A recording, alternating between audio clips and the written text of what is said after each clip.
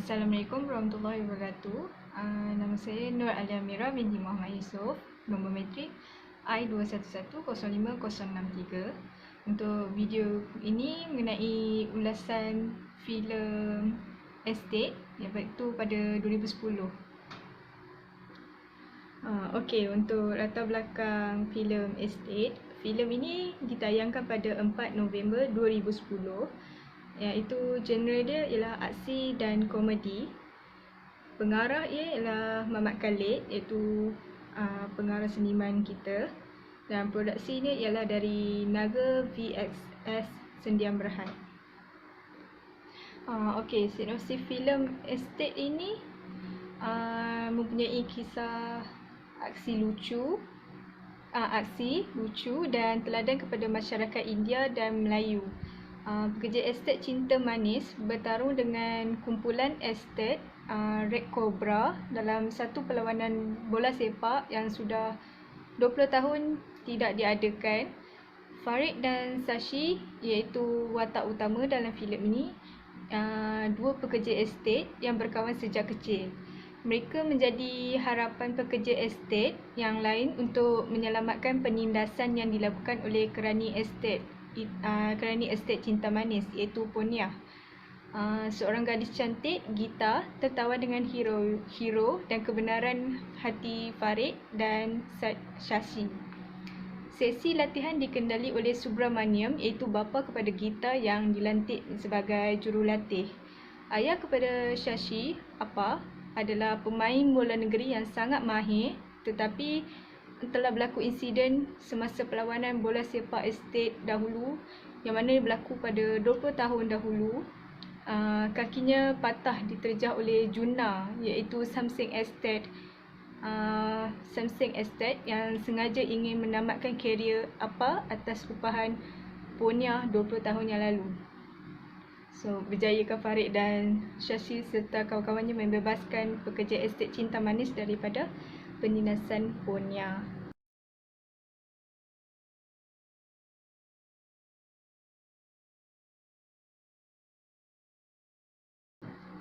Okey, dalam filem ini watak-watak utama dia ada 3, iaitu Farid Kamil, Jasmine Michael dan Shashi Tharan.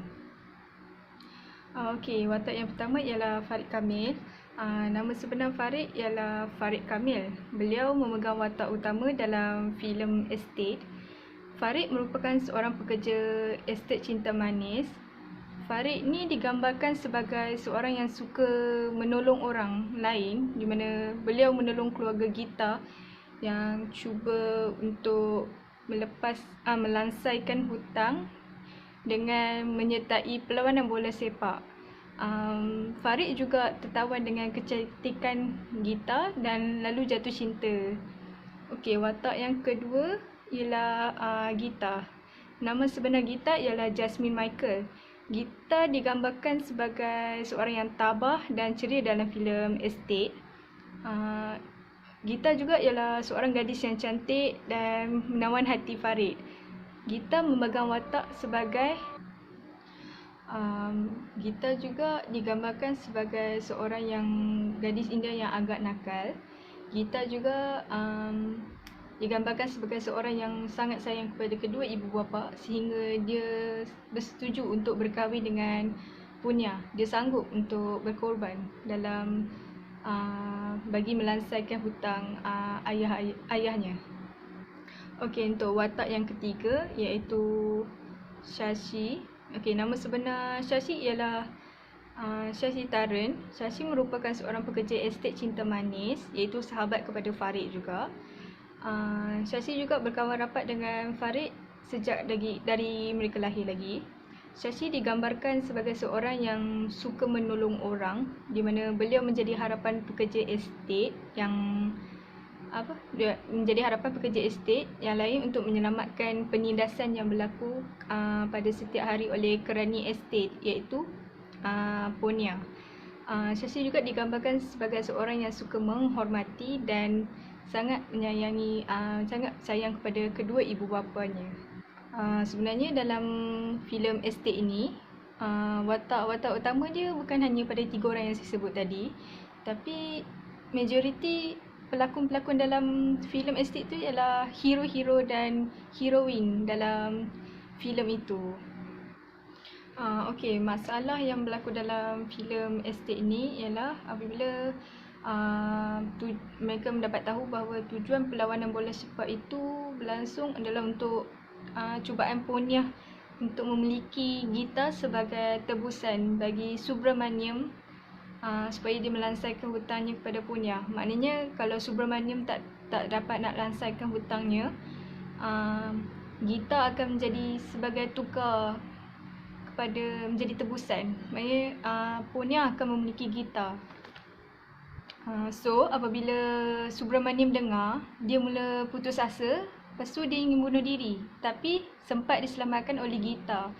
So pilihan watak membuat keputusan ialah apabila pekerja estate mendengar masalah tersebut, semangat setiakawan antara pekerja estate semakin memuak-buak dan mereka gigih berlatih supaya memperolehi kemenangan. Dalam masa yang sama, Ponyah dan budak-budak jagaannya juga cuba melakukan apa saja untuk menghalang mereka dari menang dalam perlawanan bola sepak tersebut. Akan tetapi, pasukan Estate Cinta Manis dapat menjuarai perlawanan bola sepak tersebut dan serta dapat menyelamatkan gitar daripada Ponyah. Hutang Subramaniam serta-merta dikira langsai. Okay, filem Estate 2010 ni kaitan dengan teori hubungan etnik ialah yang pertama sekali, filem Estate ni memberi gambaran tentang budaya India. Filem ni juga menunjukkan pendekatan yang membangkitkan rasa kasih sayang di antara kaum yang saling menghormati sesama sendiri. Dari filem Estate tersebut, kita boleh lihat bagaimana kehidupan masyarakat di estate. Sebelum ni macam kita tahu, kebanyakan masyarakat yang duduk dekat estate ni kaum India. Kita kuranglah kaum Melayu atau Cina nak duduk dekat estate ni. Okey, yang kedua, dalam filem Estate ni kita dapat lihat bahawa budaya India mengalami perubahan kebudayaan. Kita boleh lihat dari segi pemakaian masyarakat India dalam filem Estate ni.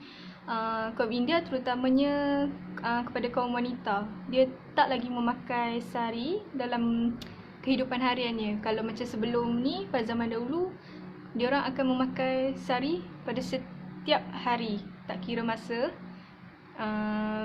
Kalau macam zaman sekarang, diorang hanya memakaikan pakaian tradisional diorang iaitu sari pada waktu khusus. Contohnya sewaktu perayaan ataupun ada perkahwinan. Selain itu, yang ketiga, kita boleh lihat dari segi makanan masyarakat India. Contohnya dengan adanya teknologi pada zaman sekarang, mereka tak perlulah lagi nak, macam kalau nak mengisar, tak perlu guna batu untuk mengisar makanan diorang beratus.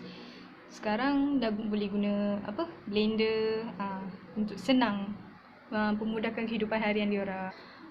Yang keempat ialah filem Estate ni juga menggambarkan gabungan budaya kaum Melayu dan kaum India yang saling berhubung rapat, dan ia menjadi intipati utama keseluruhan perjalanan filem Estate tersebut. Okay, yang kelima, filem Estate ini juga mengangkat tema perpaduan antara kaum di Malaysia. Filem ini merupakan sebuah jenaka santai yang mengajak manusia, terutamanya masyarakat di Malaysia, supaya menghayati erti satu Malaysia tanpa membebankan. Keistimewaan filem Estate terletak pada gabungan budaya kaum Melayu dan India yang saling berhubung rapat. Okey, dalam filem ni kita kurang nampak kaum Cina, tapi ada terselit, ada sikit kaum Cina dalam ni, tapi dalam filem ni diorang more kepada kaum Melayu dan India. Okey, yang terakhir, filem ini menggambarkan keseronokan antara kaum yang ada di Malaysia.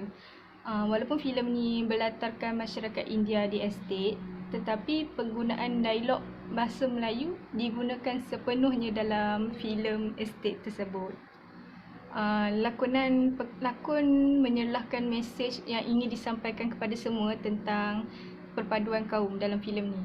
Hal ini dapat dilihat pada watak Farid dan Shashi yang saling bantu-membantu antara satu sama lain, tak kira kaum berbeza sekalipun. Okey, secara kesimpulan yang saya boleh conclude dalam filem ini, secara keseluruhan dia, budaya India dipaparkan oleh masyarakat India dalam filem Estate ni. Walaupun budaya India tidak dipaparkan secara mendalam dalam filem Estate tersebut, tapi masyarakat dapat mengesan atau dapat menggambarkan budaya India dalam kehidupan masyarakat diorang di estate.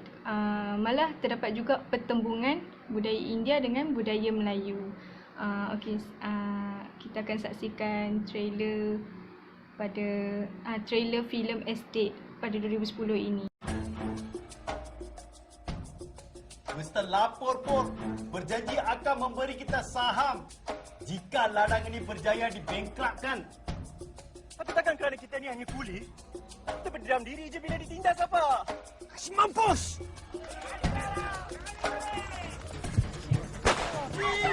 Asyik!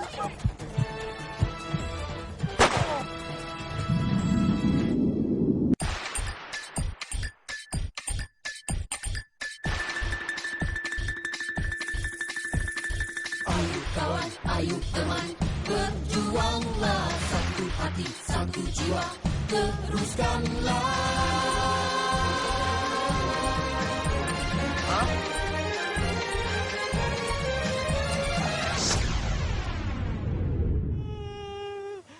Ini yang aku marah ni.